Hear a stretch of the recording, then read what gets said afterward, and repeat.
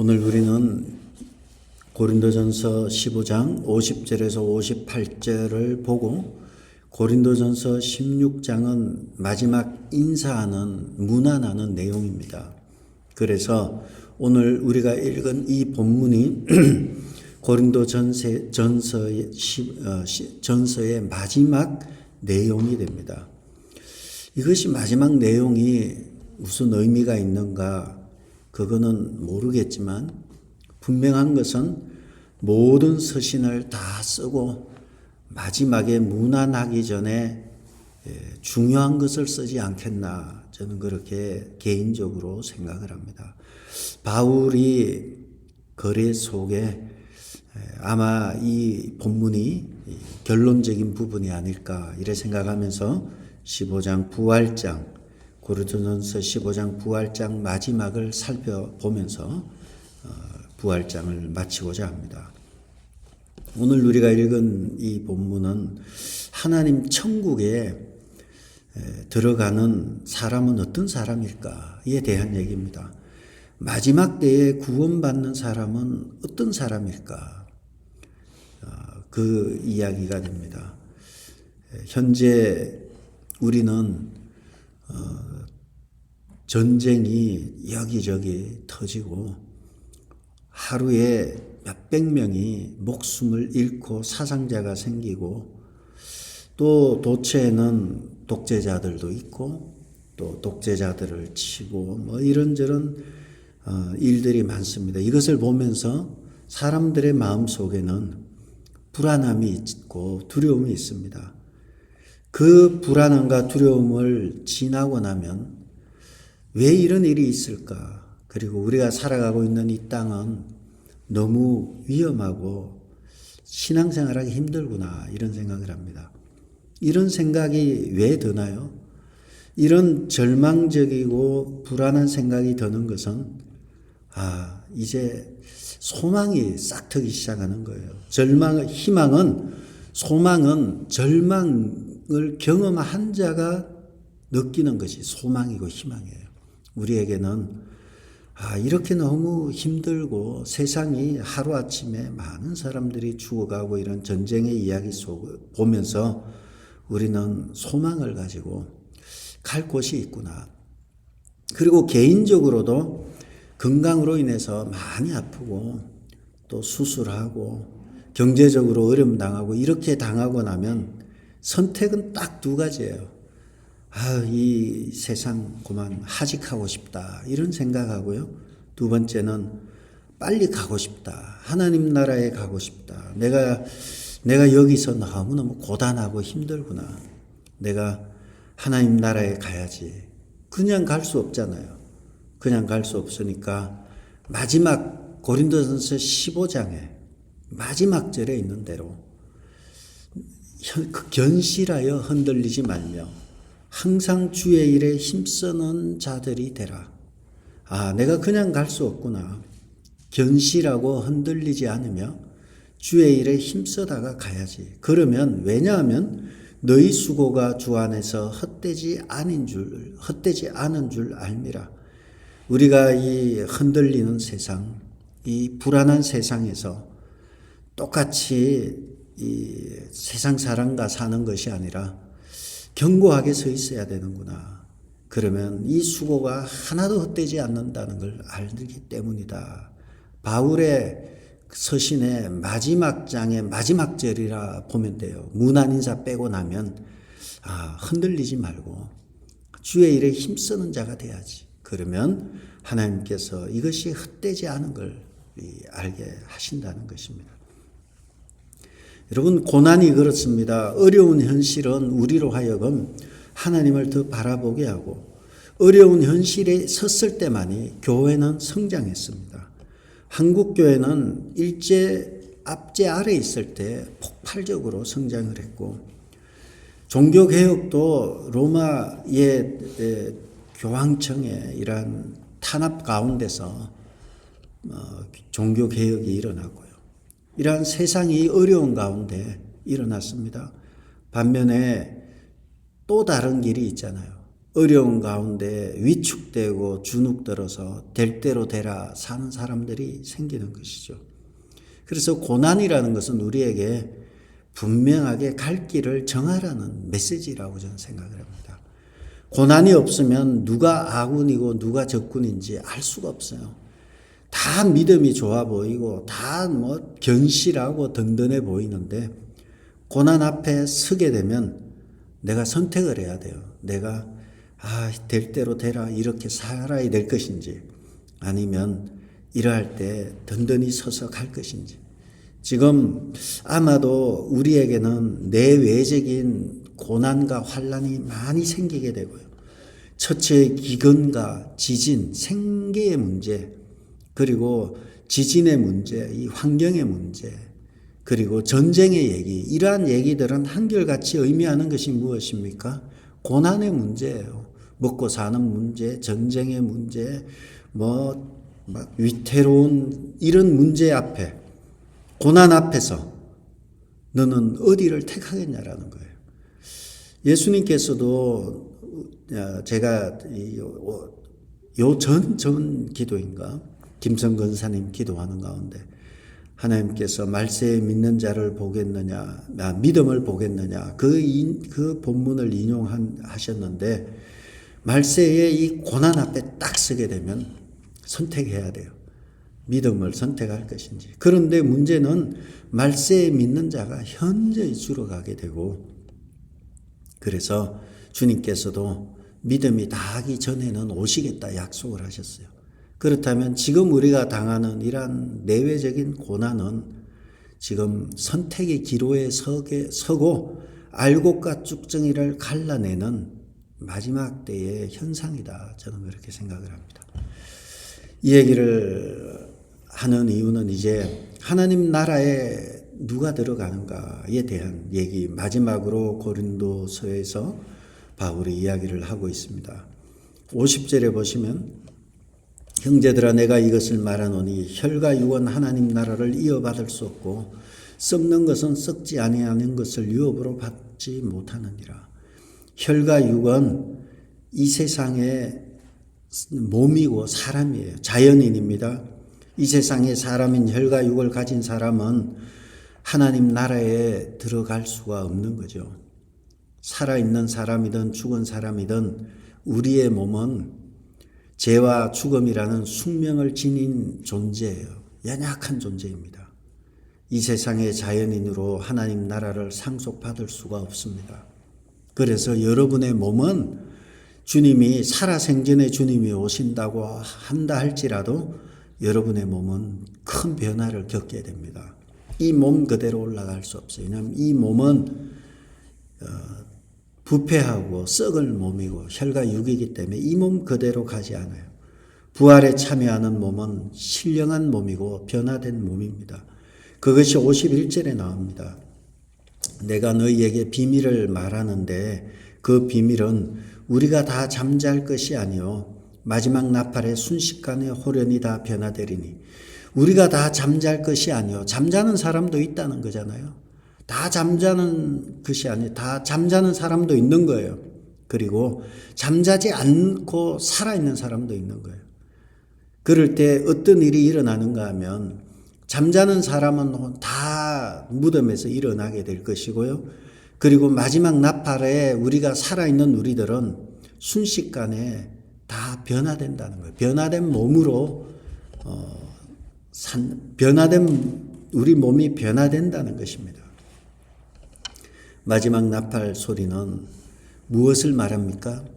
예수님의 마지막 나팔의 순식간에 호련히 다 변화된다는 마지막 나팔은 예수 그리스도의 재림을 의미합니다. 주님의 영광스러운 재림이 임하게 되면 우리의 몸은 변화된다는 것입니다. 우리는 너무 죄에 찌들어 있고 죄의 유전으로 인해서 옳은 모습이 아니잖아요. 하나님 앞에 설 때는 호련히 다 변화된 모습, 가장 아름답고 그러한 모습으로 바뀌게 됩니다. 이것을 바울은 데살로니가전서 4장에서도 4장 16절, 18절에서도 이런 이야기를 하는데 비슷한 내용입니다. 자세히 들어보시면 하나님의 나팔 소리로 신이 하늘로부터 강림하시리니 그리스도 안에서 죽은 자들이 먼저 일어나고 두 번째 그 후에 우리 살아남은 자들은 그들과 함께 구름 속으로 끌어올려 공중에서 주를 영접하게 된다. 휴거가 일어난다는 거예요. 그런데 우리 살아남은 자들이 휴거가 일어나는데 그때 어떤 모습인가? 그것은 오늘 우리가 보고 있는 이 고린도전서 15장의 모습처럼 살아서 홀연히 다 변화된다. 다 변화되어서 그리고 구름 속으로 끌어올려 공중에서 주를 영접하는. 그냥 우리 날개도 없잖아요. 우리 육신의 이 몸으로는 못 올라가는 거예요. 다 변화되어서 올라간다는 거예요. 데살로니가 4장에서 바울이 이야기하고 고린도전서 15장에서 얘기하면서 이 이야기를 맞춰놓고 보면 죽은 자들이 먼저 일어나게 되고 살아있는 우리들은 호련히 다 변화되어서 구름 속으로 공중으로 올라가서 우리가 항상 주와 함께 있으리라. 영원히 주님과 함께 있으리라. 그러기 때문에 데살로니가 전서도 이 고난 가운데 있는 성도들이에요. 그래서 고난 가운데 있기 때문에 더 하나님의 나라를 소망하는 거예요. 예수 믿는 것이 보통 힘든 게 아니잖아요. 그러면서 바울은 이렇게 얘기합니다. 그러므로 이러한 말로 앞으로 일어날 이러한 말로 서로 위로하라. 그 위로가 이 부활에 대한 이야기입니다. 그러므로 부활신앙은 우리에게 위로를 주는 거예요. 극심한 고난 가운데 위로를 주고 오늘을 이 전쟁의 소문 속에 살아가는 우리에게도 위로가 되는 말씀이에요. 이제 우리는 하나님과 함께하는 영원한 집으로 간다. 집을 가진 분도 있고 안 가진 분도 있지만 세상의 이 집은 다 날아가는 집이고 여러분은 하늘에 큰 집을 지금 있고 여러분의 몸은 변화되어서 영원히 사는 몸이 됩니다. 그러므로 매일마다 하나님 나라의 영원한 집에 모개지를 아주 정확하게 또박또박 부어서 그 나라에서 하나님과 함께 영원히 사는 이것을 소망하고 기대하라 바울은 말하고 있는 것입니다. 그렇다면 마지막 때에 일어나는 현상은 잠자는 자들이 먼저 일어나고 그 후에 살아있는 우리들은 불멸의 몸으로 변화될 것을 이야기하고 있습니다. 이렇게 거룩한 부활의 몸으로 변화될 때에 모든 하나님의 약속이 성취된다는 것입니다. 54절부터 보시면 이 썩을 것이 썩지 아니함을 입고 이 죽을 것이 죽지 아니함을 입을 때에 사망을 삼키고 이기리라. 고 기록된 말씀이 이루어지리라. 하나님의 말씀이 완전하게 성취가 되는 것이죠. 사망을 이기는 거예요. 사망을 이긴다는 것은 무엇입니까? 죽음이 없다는 걸 말하는 것이고요. 죽음이 없다는 것은 영원히 영생하는 것이죠. 요한복음 3장 16절에 멸망하지 아니하고 영생을 얻게 하려 하심이라. 영원한 생명을 얻는 거예요. 영원한 생명을 얻는 것이 사망을 이기는 길이고 영원한 생명을 얻는 길이 누구든지 하나님의 아들을 믿는 자는 멸망하지 않는다. 결국은 이것들이 파편적인 것 같지만요, 다 섞여 있어요. 정리하면 잘 보세요. 하나님의 나라가 있고요. 하나님의 나라가 있고 하나님의 나라의 통치자는 우리 주님이시고요. 우리 주님을 믿는 자는 멸망하지 아니하고 영원한 하나님의 나라에 다다르게 되고 이 영원한 하나님의 나라에 다다르는 것은 우리가 영원히 죽지 아니하고 영원히 사는 것이고 이 모든 것이 하나님의 나라와 그 나라의 주인이신 예수 그리스도와 그 이름을 믿는 자, 모든 것이 다 연결이 되어 있습니다. 그리고 그 이름을 믿는 자는 사망을 삼키고 이김으로 인해서 죽음으로부터 해방이 되는 것이죠. 55절에 보면 사망아 너의 승리가 어디 있느냐? 사망아 내가 쏘는 것이 어디 있느냐? 사망이 쏘는 것은 죄요, 죄의 권능은 율법이라. 더 이상 부활에는 죽음이라는 것 자체가 없기 때문에 사망은 망했어요. 사망은 사망 선고를 당하고 하나님 나라에서는 없는 심판받은 것이 되는 것입니다. 죽음은 더 이상 인간에게 승리를 자랑할 수 없고 우리를 고통스럽게 할 수 없습니다. 이 놀라운 예수 그리스도께서 십자가에서 죽고 부활하심으로 이 죽음은 패배를 경험하게 된 것입니다. 그런데 이 죽음은 인간의 타락을 통해서 들어왔지만 우리 주님이 십자가에서 죽으시고 부활하심으로 인해서 주님이 부활의 첫 열매가 되시고 우리는 그 다음 열매가 되어서 완전히 죄와 사망의 권세를 깨뜨린 주님을 따라서 우리도 함께 승리를 경험하게 되는 것입니다. 예수님의 부활은 우리의 부활이 되고 예수님의 승리는 우리의 승리가 됩니다. 그래서 57절에 이렇게 이야기합니다. 우리 주 예수 그리스도로 말미암아 우리에게 승리를 주시는 하나님께 감사하노니. 하나님께 감사한다. 바울의 독특한 표현인 것 같아요. 바울의 독특한 표현은 바울 서신을 보면요. 우리 하나님께 감사합니다. 이러면 다 되는데 바울의 표현은 하나님 한 분을 설명하기 위해서 예수 그리스도로 말미암아 우리에게 승리를 주시는 하나님, 이렇게 꼭 하나님에 대해서 표현할 때, 또 예수 그리스도에 대해서 표현할 때 수식어를 꼭 집어넣어요. 이것이 바울의 표현 중에 하나 같아요. 우리 하나님께 내가 승리를 주신 하나님께 감사한다 이러면 되는데 예수 그리스도로 말미암아 우리에게 승리를 주시는 하나님께 감사한다. 그래서 주어는 하나님이고 감사한다 이러면 되는 거예요. 내가 하나님께 감사합니다 되는데 그 하나님은 어떤 하나님인가? 그 하나님은 태초에 우리를 만드신 그 하나님은 우리를 구원하기 위해서 우리에게 승리를 주시기 위해서 예수 그리스도를 우리에게 주셔서 우리에게도 승리케 하신 하나님께 감사한다. 이 수식어가 구약 성경이에요. 그래서 이 한 문장으로 바울은 표현하면서 하나님에 대한 말을 하죠.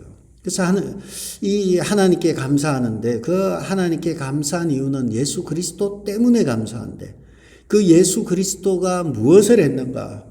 우리가 15장을 놓고 본다면 그 예수 그리스도는 죽은 자 가운데서 부활하셨고 그 예수 그리스도는 모든 그리스도인들에게 죽음의 권세를 이길 수 있는 은혜를 주셨고 죽음의 권세를 이길 수 있도록 인도하셨고 그 예수 그리스도는 부활의 첫 열매가 되셔서 모든 그리스도인들에게 부활의 소망을 주신 바로 그 예수 그리스도를 우리에게 주신 하나님께 감사한다. 이런 이야기를 하는 것입니다. 그러므로 성경은 창세기부터 계시록까지 사실 한 건 한 건을 놓고 보면 많은 이야기를 하고 있지만 우리가 이 한 문장으로 오늘 바울식으로 한 문장으로 표현한다면 우리를 구원하시기 위해서 독생자 예수 그리스도를 주셔서 그분을 십자가에 못 박으시고 또 부활케 하셔서 승리케 하신 하나님께 감사합니다. 이렇게 한 문장이 되는 거예요. 성경 전체를 놓고 보면 그 우리에게 주시기 위해서 하나님의 나라를 세우시고 그 나라에 영원히 살도록 하기 위해서 새하늘과 새 땅을 또 우리에게 주신 하나님, 그 하나님에 대한 이야기가 성경이 되는 것입니다. 그러면서 바울의 마지막 얘기는 그러기 때문에 우리가 그 하나님, 우리에게 독생자를 주셔서 구원의 은혜를 주신 그 하나님을 생각하고 또 몸소 우리에게 오셔서 우리를 위해 십자가에 죽으시고 부활하신 예수님께 감사하고 또 우리에게 오셔서 각 사람에게 예수 그리스도가 이루신 구원을 각 사람에게 적용하신 성령께 감사한 삼위 하나님께 감사한다면 우리는 어떻게 해야 되는가? 58절입니다. 다 같이 읽어볼까요? 그러므로 내 사랑하는 형제들아 견실하며 흔들리지 말고 항상 주의 일에 더욱 힘쓰는 자들이 되라. 이는 너희 수고가 주 안에서 헛되지 않은 줄 알미라. 두 가지를 부탁합니다. 두 가지를 부탁하는데 견실하며 흔들리지 말고, 견실하다는 것은 해석하기가 견실하다 이러면 그렇죠.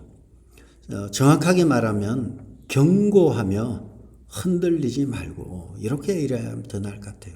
그러면 이 말 속에 아니 뭘 또 경고하라 그러나 뭐가 빠진 것 같아요. 그런데 우리가 15장을 살펴보면서 하는 얘기는 경고하고 흔들리지 말라는 이 얘기는 첫째는 가장 우선적으로 전제해야 될 것은 신학이에요. 이러한 신학에 견고하게 서 있으라는 거예요. 어떤 신학인가 또 어떤 신앙인가 하면 부활신학, 부활신앙에 흔들리지 말라는 거예요. 여기에 견고하게 서 있고 흔들리지 말라는 거예요. 무엇이에요? 부활신앙에 딱 서 있으라는 거예요. 그래서 이 말씀은 어떻게 보면 신학과 신앙에 대한 이야기, 진리 위에 서서 견고한 신학적인 토대 위에 서 있으라는 거예요. 견고한 신학적 토대는 부활신앙이라는 거예요.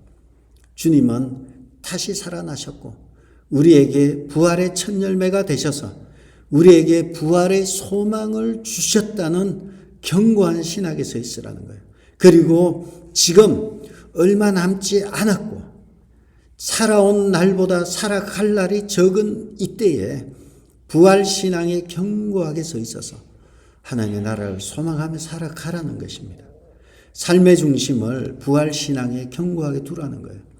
그래서 우리가 견고하고 흔들리지 말라는 것은 우리가 삶의 중심을 우리 자신에게 주면 흔들려요. 삶의 중심을 우리 자신에게 두면 흔들리지만 부활하신 예수 그리스도에게 신앙의 중심을 두면은 흔들리지 않아요.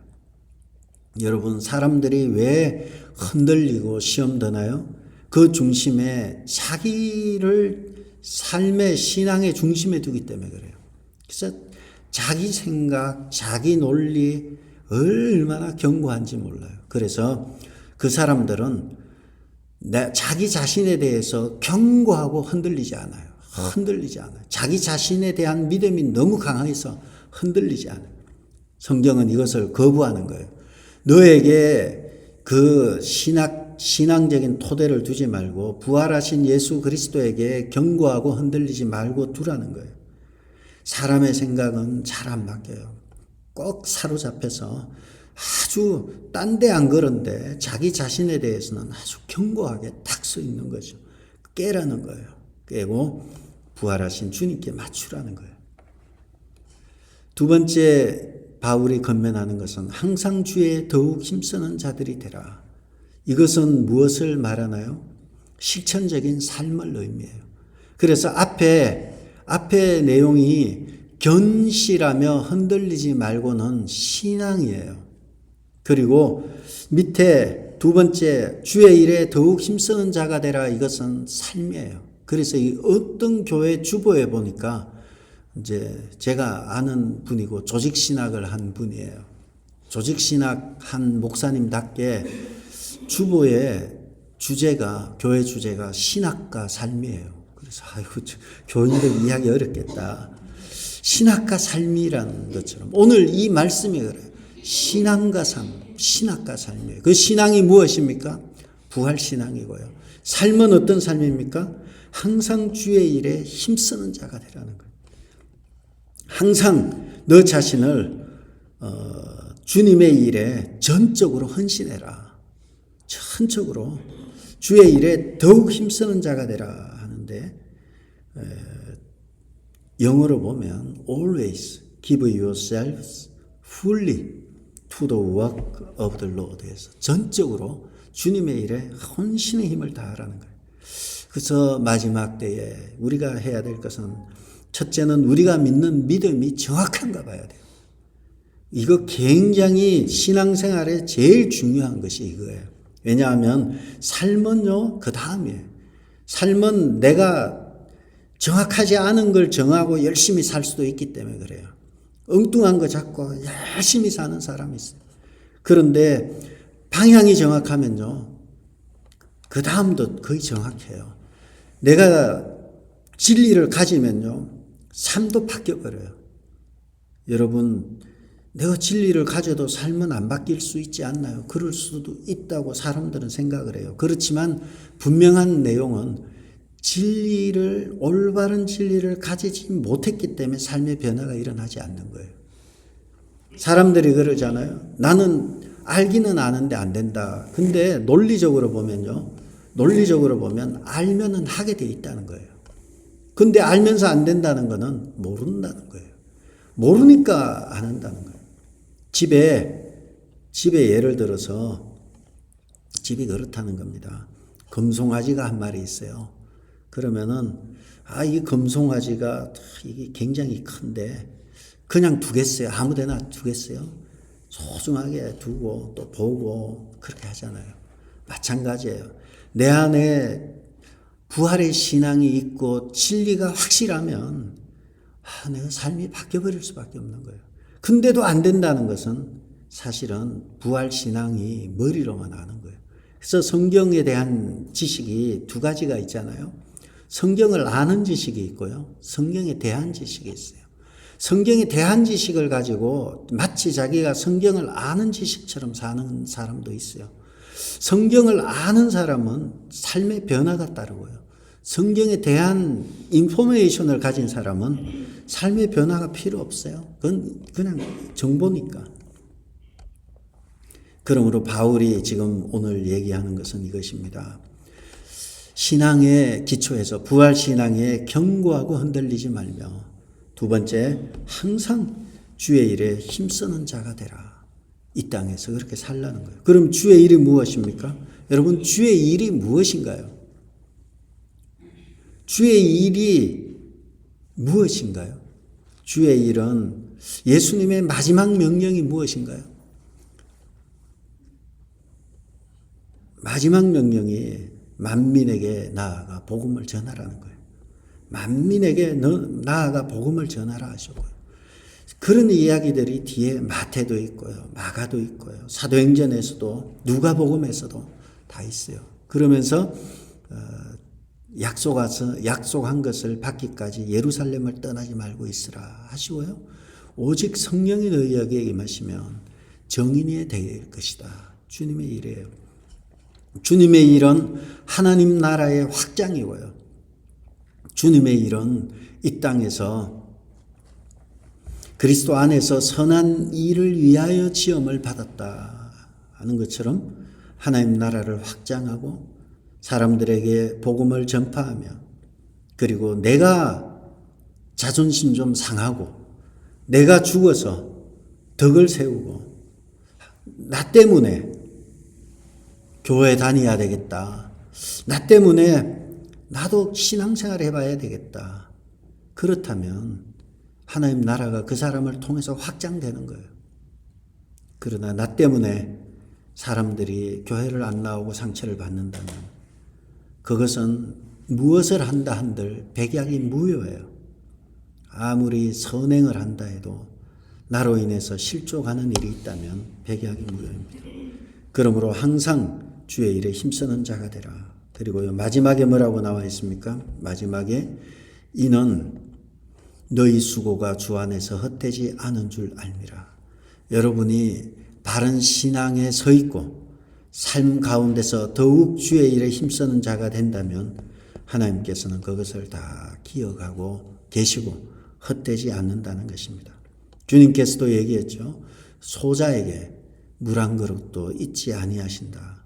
여러분의 남모르는 선행, 남모르는 수고와 복음을 위해서 또 하나님의 자녀로서 섬기는 모든 일들에 하나님께서는 하나도 잊지 않고 다 기억하신다는 것입니다. 여러분의 이러한 눈물과 그리고 아픔과 수고들 하나도 떨어지지 않습니다. 다 이루어집니다. 부활의 신앙을 가지고 어려운 가운데 있다 할지라도 더 하나님께 매달리며 주의 일에 더욱 힘쓰는 여러분 되기를 주의 이름으로 축복합니다. 기도하겠습니다. 아버지 하나님, 부활의 첫 열매가 되셔서 우리에게도 부활의 소망을 주셔서 더 이상 죄와 사망이 지배하지 아니하는 영원한 하나님의 나라에 영원히 사는 그 나라를 소망하며 이 땅에서 항상 주님의 일에 온 힘을 다해서 전적으로 힘쓰는 우리 귀한 성도들 되게 도와주옵소서. 신앙에 기초하여서 견고하며 흔들리지 않고 주의 일에 힘쓸 때 우리 주님께서 말씀하시기를 수고가 하나도 헛되지 않다 하시며 우리의 눈물을 닦아주시며 더 이상의 애통하는 것이나 곡하는 것이 없는 영원한 하나님의 나라에 다다르게 됨을 보았습니다. 귀한 주의 자녀들에게 그러한 이 땅의 남은 삶 동안 주의 일에 힘쓰며 하나님의 말씀 앞에서 우리 자신을 돌아보며 승리하는 성도들 되게 도와주옵소서. 오늘 친교를 제공하는 이정혜 전도사님을 주님께서 기억하여 주시고 귀한 여종의 남은 사역 위에 지금까지의 열매보다 더 풍성한 결실을 맺을 수 있도록 은혜를 더하여 주시옵소서. 교회 중보기도 팀을 맡아서 수고하는 귀한 딸을 기억하시고 인도하기에 부족함이 없도록 영육의 강건함으로 붙잡아 주시옵소서. 영혼을 사랑하는 귀한 마음을 아시오니 아버지 하나님 그 마음에 하늘의 평안과 위로가 함께 하시며 다솔 형제를 위해서 기도하는 것 있사오니 그 기도가 기도한 것보다 더 풍성하게 응답되는 역사가 나타나게 도와 주시옵소서. 성도들 중에 아픈 성도들이 있습니다. 심영돌 집사님을 기억하시고 또 기타 아픈 여러 성도들이 있사오니 우리 하나님 대의사 되시는 우리 주님께서 찾아가셔서 하루가 다르게 신속하게 나을 수 있도록 은혜를 더하여 주시고 창조의 하나님께서 치료의 강선을 바라여 주옵소서. 또한 아버지 하나님 이러한 시술과 수술을 앞두고 있는 성도들도 있사오니 우리 주님께서 모든 과정마다 세밀하게 의로진의 손길을 통해서 의로진의 모든 판단 가운데 함께하여 주셔서 깨끗하게 치유되고 회복될 수 있도록 또한 함께하여 주옵소서. 이제는 우리 주 예수 그리스도의 은혜와 하나님의 크신 사랑과 성령님의 감동 위로 교통하심이 주의 일에 더욱 힘쓰기로 작정하는 귀한 주의 자녀들 머리 위에 이제로부터 영원토록 함께 있을지어다. 아멘.